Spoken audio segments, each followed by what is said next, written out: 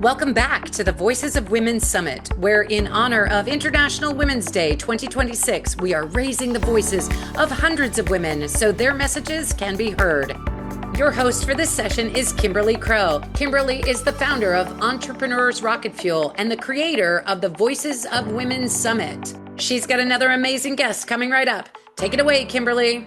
Hey everyone, welcome. I'm super excited. We are back, and this time we have with us Lisa Ducharme. Lisa is absolutely amazing. She was one of our diamonds last year, and she has come back again this year with more. Very, very excited about this. Lisa, welcome to the program. Thank you for having me again. I'm very, very excited to be here. Absolutely. Well, we have a big talk ahead. This is called Sisterhood, Story, and Practical AI, Amplify Women's Voice for America 250 Without the Tech Overwhelm. Tell us, before we get started in that, tell us how you became an expert in this particular area. Ironically, when back in 2020, when we had COVID, I had to work from home, and which means I had a lot of extra time, and I ended up being a beta tester for a lot of AI programs because I've always been advanced in the computer world. And somebody sent me a link to test out this new AI thing, and I thought, okay, I'll try it. Boy, was it annoying. But then I started getting more and more programs to test.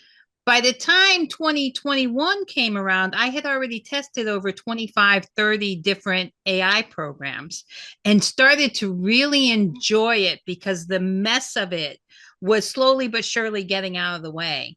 And so I just kept using it, kept embracing it, and also realizing we got a problem with AI. There's too much. Even back in 2021, there was too much. Now in 2026, there's way too much. So I started to practice and figure out which ones are the best ones.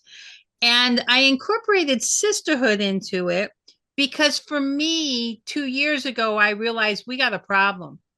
And when I realized that we hadn't even passed the Equal Rights Amendment, I thought if we don't come together as women, we are in serious trouble. Yeah. Yeah, definitely. Well, your story is a good one, coming from all kinds of really powerful, but somewhat masculine background as well, in that masculine energy and working in sort of a guy's world, and then coming out of that and talking about sisterhood. I love this. What made you decide to talk about this particular topic? So I wanted to do practical AI because I've seen so many people put all these challenges out there. Learn 30 programs in 30 days. First of all, you haven't even mastered one. Why are you jumping to 30 programs? A lot of people are so intimidated by learning just one program. We have to know everything, right? Because something new comes out. And I got to the point last year where I was working with somebody with a business, and she had like 74 different programs, and she was using all 74, but only one thing from each of them. And I said, you do realize that you only need one program, and that's going to cover all of it. And I started to realize, you know what? I have a really great skill of just hitting the basics. Yeah. And so there you go. There's your practical AI. You're only going to get the basics. I may have over 400 programs, but that's because I beta tested most of them. So, but nobody needs all those. Really, you don't need more than 3 for anything. Okay. All right. Well, let's get into it. What are the ones that we definitely need? Okay, so you need some form of writing assistant program. Yeah. Whether you want to use ChatGPT or whether you want to use Perplexity or Claude or any of the 100 AI writing specific ones or Manus. What I want you to do is I really want you to think about what's your purpose for using it. And then once you've done that, master one program first. Now, for me, I'm going to tell you my 3 because I'm working on my America 250 project. And one of the things that I want us as women to do is I want us to start spotlighting other women. And so I'm going to talk about my project, which incorporates why I want you to highlight and spot women. So one of the ones I use is Perplexity because I like the deep research of Perplexity. I use it for the writing. I have it every morning schedule me information. So it gives me any AI tips that are coming out. So every morning I tell it to schedule something to send to me. But I also use it when I'm researching people. So for me, the very first person I had at research was me. And I said, act as a biographer who is writing a biography on Lisa Ducharme. And I put my LinkedIn page in there and I put another page, which was specifically me. So AI could determine which Lisa Ducharme. And then I said, I want you to pull out a full biography. Anywhere she's been listed, I want you to identify it. And then I took information about me. And I will tell you, I forgot some of the interviews I did all the way back in 1998, Okay. which showed and they're up. still out there, right? They are. And so once I did that, I thought, okay, now what I want to do is once I've done that, I want to see what all of these links and all this information really means, right? So I took it into Notebook LM, which is part of Notebook Gemini. LM. I've heard of Notebook LM, but I don't really know it. I know Oh, ChatGPT, I know Claude. You mentioned like six others. I don't really yeah. know them. But what's Notebook LM? So Notebook LM is like my excited tool kind of thing. It creates infographics for me. Ooh. It creates stories. So it will create a little video story. Oh, and by the way, the audio, I actually have it do arguments with me. Well, they call them debates. I call them arguments. But audio will do debates for you so you can go back and forth. And if you have a topic, I'll upload the document in Notebook LM. And by the way, Notebook LM is free. There's a paid version as well. If you have a Google account, you have to have a Gmail account. That's how I got mine, was my Gmail account. And but it has so many great resources. So you upload the information you just did about yourself, you put it in there, and it will give you an infographic all about you. Oh, It will give cool. you a video. It'll summarize it. It's like about 7 minutes long, all about you, and it's going to tell your story. And I love that about Notebook LM. And so Wow. the other thing that I use, my third AI tool, is Notion SO. Notion That's SO. Okay. Yep. That's actually where I put there's a free version and a paid version. But that's where I put my veteran legacy project that I'm currently working on, 250 years. I have it create a database, but Oh, I that's really super also good. use it when I'm working with clients. So if I'm working with somebody, I'll send them the link so we can communicate together on the same page. And they can keep that until I delete it. So that way they have the notes. And if I'm going to continue conversations, I'll throw notes in there and people have to go look at it because I'm not telling you I'm putting a note in there. So I get to test whether or not people use the documents I give them. Good point. That's a really good point. Yeah. And so here I can do an entire spotlight and put it out there. I did it. My friend Brenda is also a veteran. So I'm a retired Air Force veteran. My friend Brenda's a retired Marine veteran. And she's one of the first veteran legacies that I did. And it was so funny when I was spotlighting her. It was like, boom, here it is. And I do use a fourth one only because I'm doing a special project. So I use sono.com, which I write a song for every one of my veterans. And so the bios that I put together, their impact and their legacy, and I take that and I put it into Perplexity. And then I say, write me a song, and I list the type of genre that I want. I list the year that they started to serve so that they all can have their own very special song. Wow. This Yeah. is powerful stuff. All right, fantastic. This is that we have some questions about the 250. So it's 250 years of America. Is that what it is? So it's 250 years of American veteran innovators. So your veteran entrepreneurs, your inventors, and your businesses. Okay. And this is something, are you interviewing 250 women or is there another significance to the 250? So the 250 is the fact that what I've done is I believe that we are losing our institutional knowledge over the last 250 years because veteran businesses are on the decline. And Ooh. as I was doing that, I realized that as women, I mean, the information that I found out about Mary Corbett and Mary Safford, that I didn't even know, and that they, Mary Corbett, or Margaret Corbett, was the first woman to get a military pension. Oh, wow. And that was during the Revolutionary War. And Deborah Sampson is the first woman to receive a discharge, an honorable discharge from the military. That was also the Revolutionary War. So why today do we have issues? But I realized that if we as women got together and just figured out our own stories and shared our own stories, because I'm doing it for my veterans, Yeah. I thought this is a beautiful opportunity for me to be able to highlight and ask women to do it for women. Yes. Oh, I love that. So, voices of women, we need more of that out there. We need more attention and we need more exposure. I love this. What a great idea, Lisa. Totally fantastic. Carolyn says, what a great idea. I'm going to suggest it to my aspiring memoir writers. So I guess, helps people write their memoirs, and AI would be fantastic for that. I love it.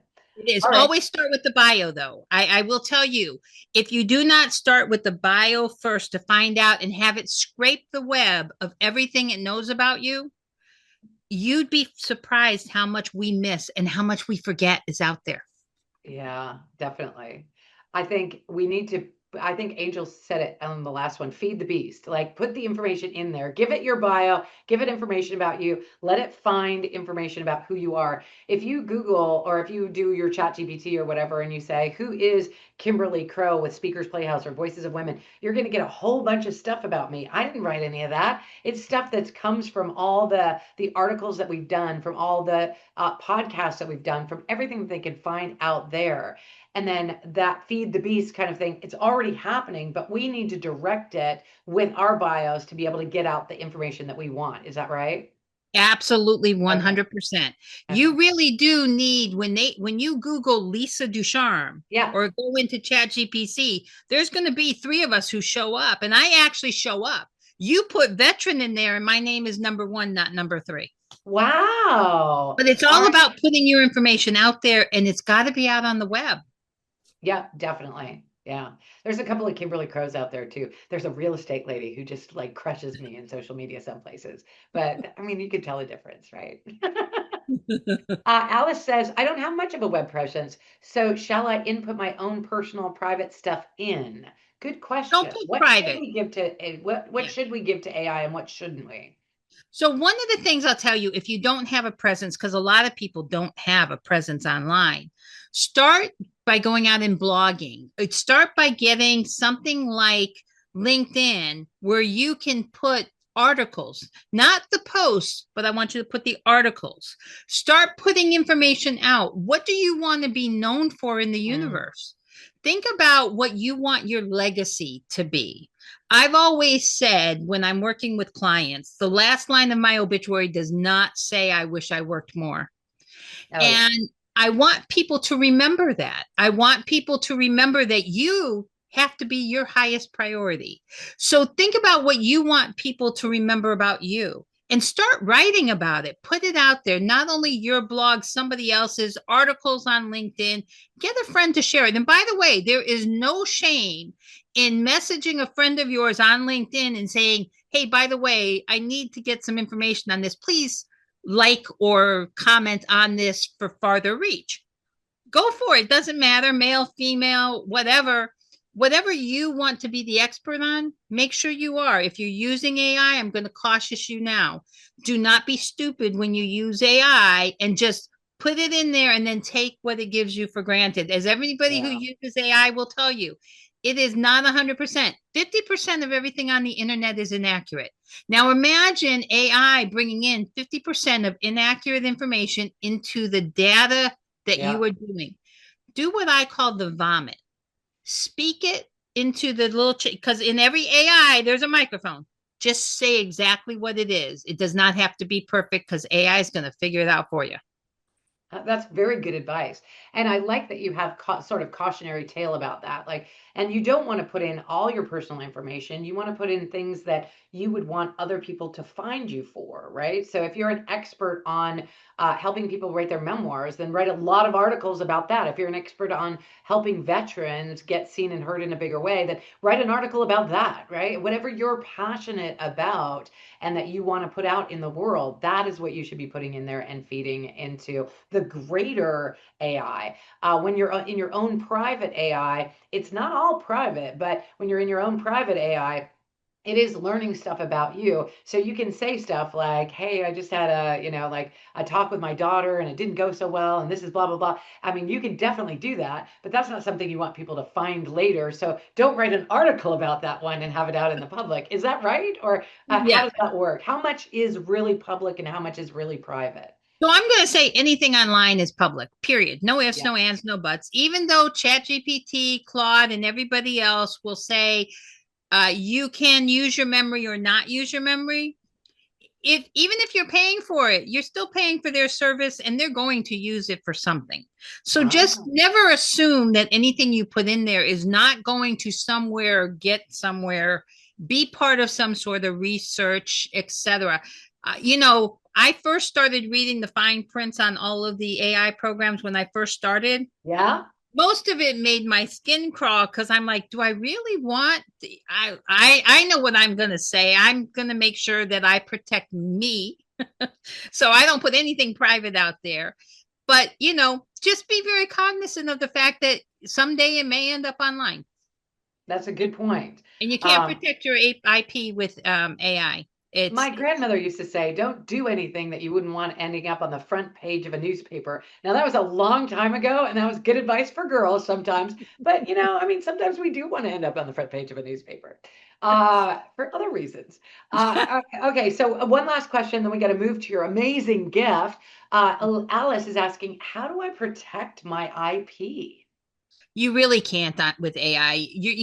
When we talk about property, I can't remember the first word. Intellectual property. Intellectual Intellectual property, property. yeah. Here's what your challenge is. You put it out on AI and you gave them permission because you're using their system. You're not creating your own. Even when you create your own, you're still not. You really can't protect it. But here's what I want you to remember when it comes to everybody knows everything. You're not the only one.